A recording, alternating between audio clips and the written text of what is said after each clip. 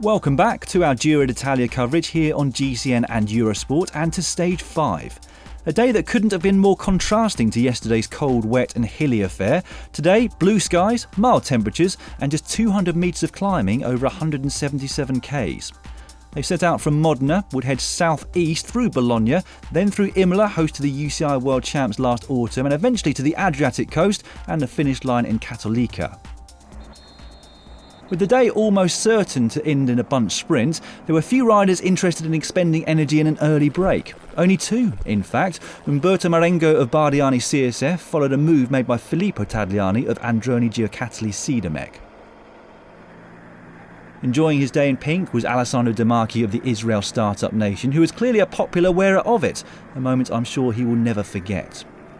The gap to the two leaders had been slashed by the time they reached the first intermediate sprint. Tagliani took the maximum points, but just a few seconds further back it was Gaviria, Viviani and Malia who take third, fourth and fifth respectively. Soon after that, with a chance of crosswinds, the two riders out front were caught.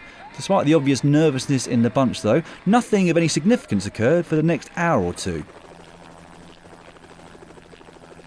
That was until the same two teams attacked with 68 k's to go.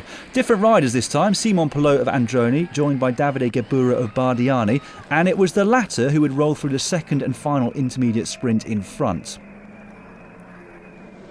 They'd eventually have company though. Alexis Goujart of Agi Desert Citoyen had obviously got bored in the bunch and set off in pursuit just after the 25k to go banner. So two eventually became three, but with just 23 seconds of an advantage, they stood little chance against the sprinters' teams behind. Back in the bunch, the nervousness continued and it caused the unfortunate but almost inevitable crash. The man involved, Pavel Sivakov of the Ineos Grenadiers. He would finish the stage, but 13 minutes down. Joe Dombrowski also had a nasty fall, just under 5k's to go. He too would finish the stage, but unfortunately, Mikel Landa didn't. The Basque rider finished his Giro d'Italia in an ambulance, not something any of us wanted to see. The stage win was still up for grabs though, and it would be the sprinters who had their second chance of the race. The break caught with just over 3k's to go. Alpecin Fenix looking to deliver Tim Merlier to a second stage victory. Krieger leading him out, but it was Cofidis who came up on the right hand side of the road like bullets. Coming together with Ewan and a drop chain ended Merlier's chances, but not Ewan's. The Australian was left with a lot of work to do, but somehow he managed to get past both Viviani and Nizzolo before the line to take his fourth career Giro stage win.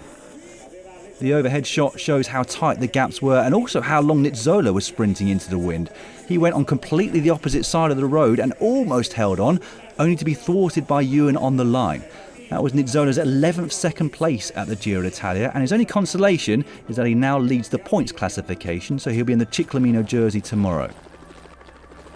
Behind those three, it was Sagan in fourth place on the day, then Gaviria, Moschetti, Vetrek, Segafredo in sixth, then Pasqualin, Groenewegen, Belletti and Chimolai in the top 10. Well, a few ambitions having to be reset for tomorrow, Bahrain victorious, and here's hoping that Joe Dombrowski isn't too badly hurt. No change in the pink jersey, De Marchi finished safe and sound in the bunch to conserve that. But with Dombrowski losing time and Landa out of the race, there has been a change behind him in the GC.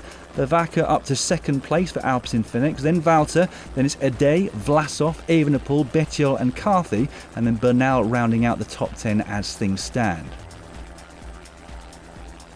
Behind them, we have Caruso, still up there for Bahrain victorious. He could be their leader now. Formolo in 12th, Moscon still up there in 15th, Pozzovivo, Dan Martin and Martinez rounding out the top 20. We're back to the climbs tomorrow. Stage 6 takes the race from the Grotta di Frassati to Ascoli Piceno over 160 k's. Just over midway through the stage, they'll reach the top of the second category climb of the Forca di Gualda, and soon after that, the highest point of the Giro so far.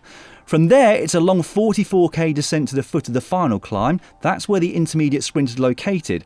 15.5 kilometres all uphill, so there's sure to be more changes in the GC. Find out what those are tomorrow on GCN Plus and Eurosport, where you can catch live coverage. Territory restrictions apply, but if you can join us, please do. We'll see you then.